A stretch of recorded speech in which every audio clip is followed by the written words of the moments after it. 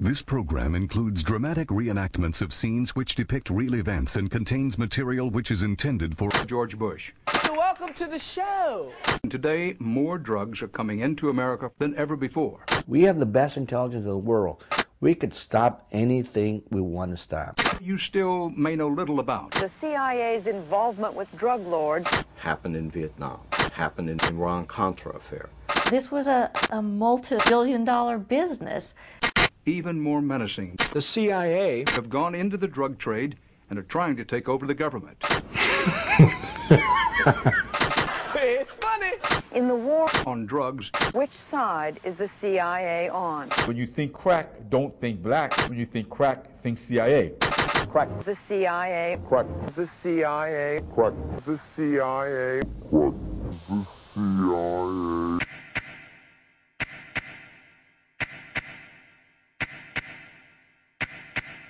Christopher Simpson is an author and professor at American University, Washington, D.C.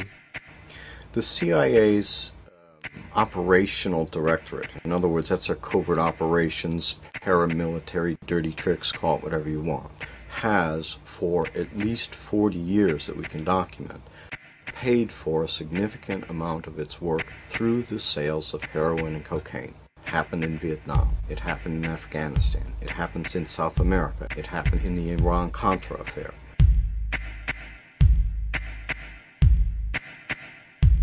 In 1987, Oliver North was investigated for his role in a covert drugs for arms operation. The Iran-Contra hearings proved that the CIA smuggled cocaine to fund the Nicaraguan Contra army. The intelligence agencies of this country, by God, should be involved in this battle instead of working with the scum of the earth, which they've been doing. Former DEA agent Cele Castillo discovered the CIA drug smuggling operation at Ilopango Air Force Base, El Salvador. When I started seeing all this, I started documenting and writing reports. And then I was forewarned by my supervisor that if I kept it up, I was going to kick the other country and send back because I was making waves. When I approached the ambassador in El Salvador and I told him, look, the Contras here at Ilopango Airport, your airport, they're flying drugs. They sell it, my hands are tied. It's a covert operation being run by the White House. There's nothing I can do about it. And I was devastated because I was, first of all, trying to justify what they were doing. I said, there's got to be a catch to this. There's something here that's not right. I mean, we were complicitous as a country in narcotics traffic at the same time as we're spending countless dollars in this country to try to get rid of this problem. It's mind-boggling. See, we go back, every drug trafficker that was flying for the Contras were all documented in DEA files, and yet they were getting U.S. visas to fly to the U.S. by the Central Intelligence Agency. Many of the planes from Ilopango were landing at Mena Air Force Base in Arkansas. Arkansas journalist Mara Leverett investigated the drug smuggling operation. A tremendous volume of cocaine was coming into the state. People wanted to know what was happening in Mena in Arkansas, and so a good deal of information had come to light. Arkansas had been the home base for this major international drug smuggler, and he had been able to operate without being stopped. In January 1986, Barry Seal was subpoenaed by the Arkansas grand jury investigation of the Mena connection. He became a government informant. My top load paid me $1.5 million for a single trip. Because of the CIA connections and the federal involvement in that operation, no investigation of Barry Seal or anyone connected with him was ever going to be allowed to go anywhere, because if any part of that operation were brought to light, it might tumble the whole house of cards. Before he could testify about his role in the CIA drug operation, Barry Seal was gunned down in cold blood. Here's, by any definition, the biggest major drug kingpin we've ever run into, and nobody seems to know a thing about him, and nobody wants to raise it. I don't know if we've got the worst intelligence system in the world. I don't know if we've got the best and they knew it all and just overlooked it. But no matter how you look at it, something's wrong. Something is really wrong out there.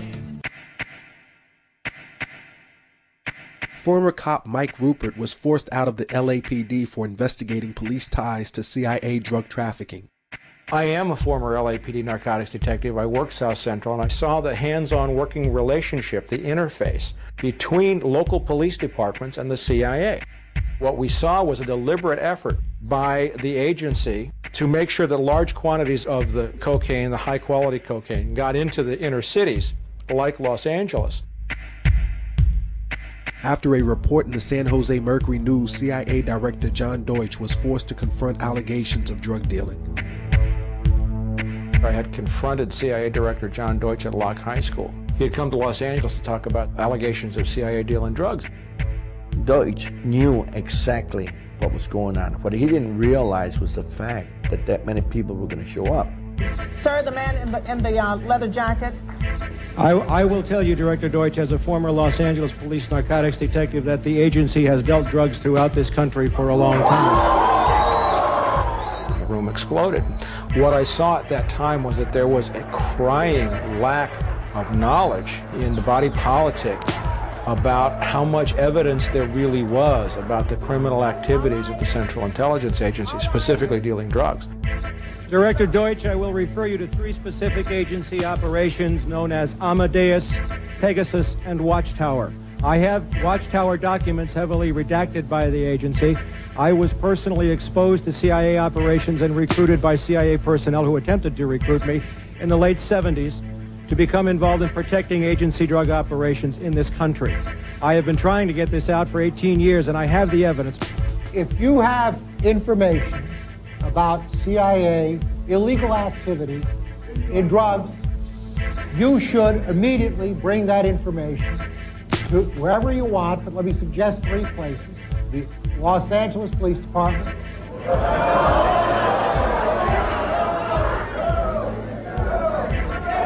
it is your choice, the Los Angeles Police Department, the Inspector General, or office of one of your Congress persons from this.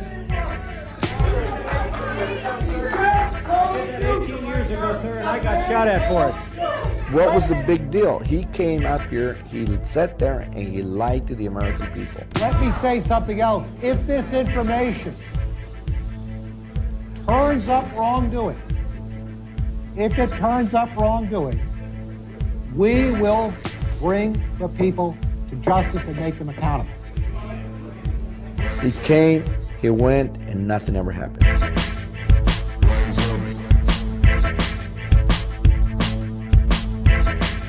First of all, there is no such thing as the war on drugs. There never has been and never will be.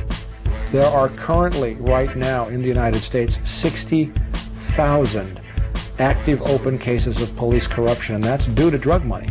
Drug money has been integral to CIA covert operations practically from the beginning of this agency. These are very serious allegations that are being leveled, and they go to the heart of our nation. And if all of the people who have spoken today, telling their own piece of what they have been able to assemble, are wrong, somebody needs to shut us up.